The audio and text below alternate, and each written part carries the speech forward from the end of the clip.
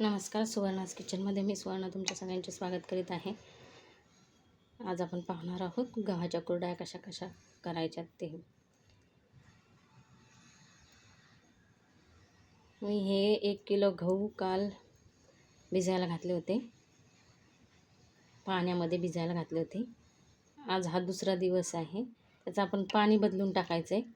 असं हे गहू हे जुने गहू 3 दिवस भिजायला घालायचे.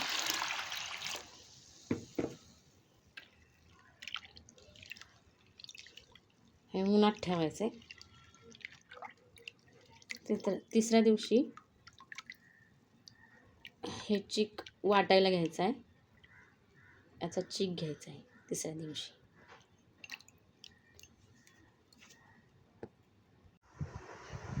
गव्हाच्या कुरडया बनवण्यासाठी जो आपण गहू भिजायला घातले होते त्याला 3 दिवस झाले आहेत. ते अशा प्रकारे भिजलेले आहेत, चीक बाहेर पडायला लागलेला आहे.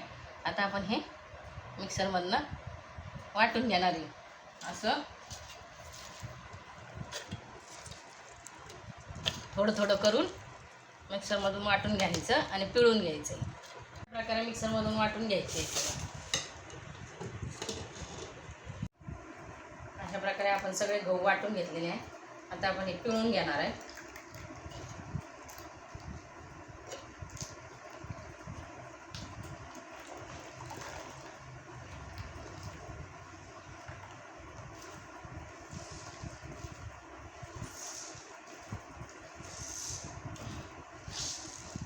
असे सगळे गहू आपण पिळून घेणार.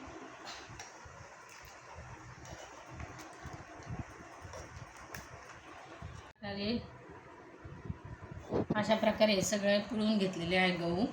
अशा प्रकारे पाणी काढलंय. आता हे सगळा चीक आपण गाळून घेणार आहे. चाळणीने गाळायचं आहे.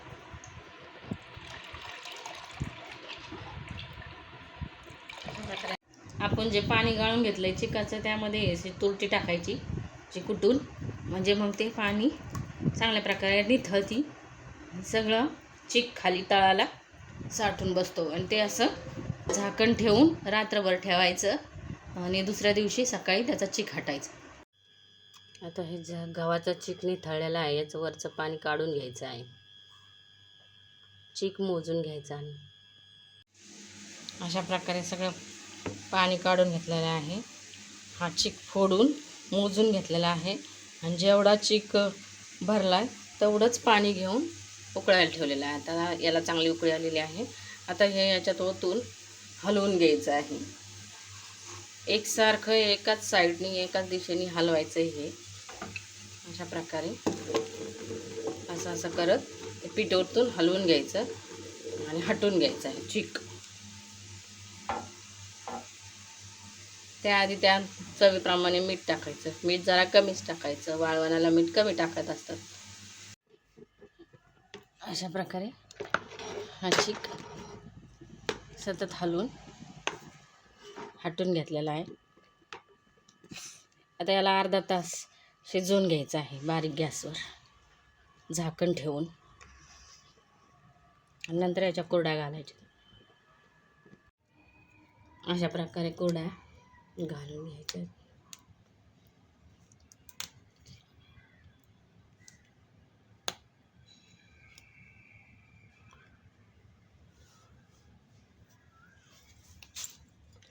एका कुलेच्या खूप साऱ्या कुरडया झालेल्या आहेत. अशा प्रकारे सगळ्या कुरडया घालून घ्यायच्या. अशा प्रकारे 1 किलोत अशा खूप साऱ्या कुरडया झालेल्या आहेत. अशा प्रकारे सगळ्या कुरडया घालून घ्यायच्या आहेत आणि त्या कडक उन्हात वाळवायच्या आहेत. अशा प्रकारे 1 किलो गव्हाच्या अशा खूप साऱ्या ताटभर कुरडया तयार झालेल्या आहेत. आपण त्या चांगल्या कडक वाळून घेतलेल्या आहेत.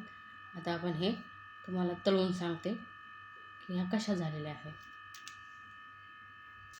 आता आपण तेल तळायला गरम करायला ठेवलेलं आहे. पण या कुरडया तळून घेणार आहे.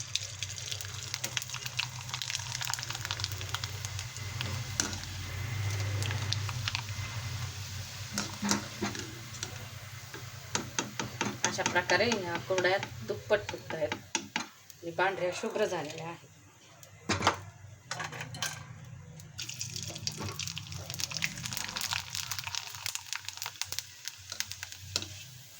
मला ही रेसिपी कशी वाटली कमेंटमध्ये नक्की सांगा. व्हिडिओला लाईक, शेअर आणि सबस्क्राईब करायला विसरू नका.